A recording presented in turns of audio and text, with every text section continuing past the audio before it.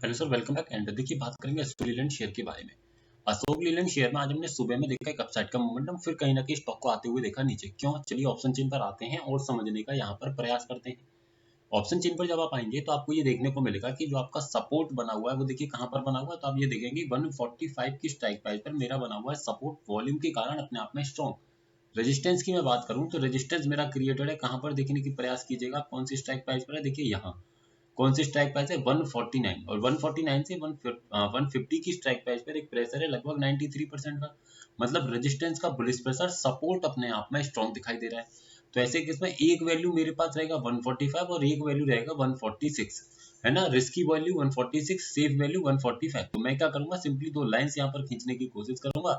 एक लाइन सबसे पहले मैं लेता हूँ 145 पर, तो मैंने ये लाइन खींची 145 पर। उसके बाद एक लाइन मुझे लेना है कहाँ पर, 146 पर। एक लाइन मैंने ये ले लिया 146 पर। और ये लाइन से लेने के बाद मेरे को सिंपल सा क्या करना है, मुझे वेट करना है किसी भी एक वैल्यू पर स्टॉक को हिट करने की। 146 पर मैंने इस लाइन को लगा दिया, ठीक है। 146 पर 146 पर मैंने लगाया। अब सिंपल आपको क्या करना है, अपने सपोर्ट का वेट करना है। अगर आप सेफ ट्रेडर हैं तो आपको इस वैल्यू का वेट करना है, रिस्की ट्रेडर हैं तो यहाँ से बाइंग कर सकते हैं। 9:25 के आफ्टर डेटा आएगा, यानी कि 9:25 यहाँ तक तो कोई ट्रेड में नहीं कर सकता। इसके बाद कभी भी लेवल इस वैल्यू को हिट नहीं करता। ऊपर चला जाता है लगभग कहाँ तक, 149 तक। क्यों? क्योंकि 145.9 पर मेरा बना हुआ है रेजिस्टेंस, तो स्टॉक वहां तक जाएगा तो वहां से रिवर्सल देगा। फिर उसके बाद क्या किया, एग्जैक्टली यहीं आकर के रुकता है और यहाँ से कितना चला जाता है, लगभग 50 पैसे। फिर आया, फिर यहाँ से 50 पैसे, फिर आकर के नीचे चला गया, 2:30 बजे मार्केट खत्म। तो ये मुझे समझ में आया कि मैक्सिमम जो स्टॉक जा सकता है वो 149 पर मेरा रेजिस्टेंस है, वहां से प्रेशर बना रहा है 150।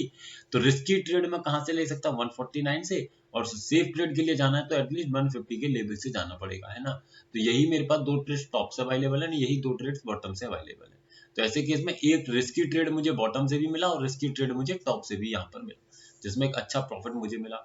अब अगर आने वाले ट्रेडिंग सेशन की बात करें तो जिसके लिए देखिए अभी इस वीडियो में यहाँ पर मतलब इस वाली एक्सपायरी को हटा करके नेक्स्ट एक्सपायरी ले लेते हैं। नेक्स्ट एक्सपायरी लेने के बाद यहाँ पर देखने की कोशिश कीजिए कि आपको हाईएस्ट ओपन इंटरेस्ट कहाँ पर दिखाई दे रहा है। देखिए यहाँ तो ये आप देखेंगे कि हाईएस्ट ओपन इंटरेस्ट आपको जो देखने को मिलेगा, देखिए एक तो यहाँ दिखाई दे रहा है 537 का, एक 519, यानी कि अगर समझा जाए तो रेजिस्टेंस मेरा कहाँ पर बना हुआ है, मेरा सॉरी सपोर्ट मेरा कहाँ बना हुआ है 140 पर। यहाँ से किस तरीके का प्रेशर है, बुलिश प्रेशर है 145 पर। तो संभावना क्या है कि जो स्टॉक 140 तक गिरने की कोशिश करेगा उसी स्टॉक को 145 पर रोक दिया जाएगा, यानी कि 145 144 मैक्स बॉटम स्टॉक का रहेगा, है ना, एज पर दी डेटा। रेजिस्टेंस की बात करें कि रेजिस्टेंस कहाँ पर है, तो रेजिस्टेंस यहाँ पर फाइंड करने की कोशिश कीजिए पोजिशनली। तो आप क्या देखेंगे कि रेजिस्टेंस आपको ये दिखाई दे रहा है कि हाईएस्ट ओपन इंटरेस्ट जो दिखाई दे रहा है वो कहाँ पर है, देखिए इस स्ट्राइक प्राइस पर।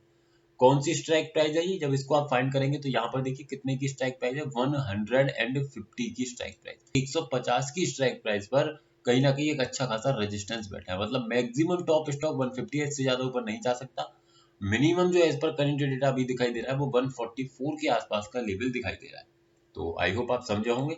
सर वीडियो सिर्फ एजुकेशनल पर्पज है, किसी भी तरीके की बाइंग सेलिंग होल्डिंग की सलाह आपको नहीं दी जा रही है।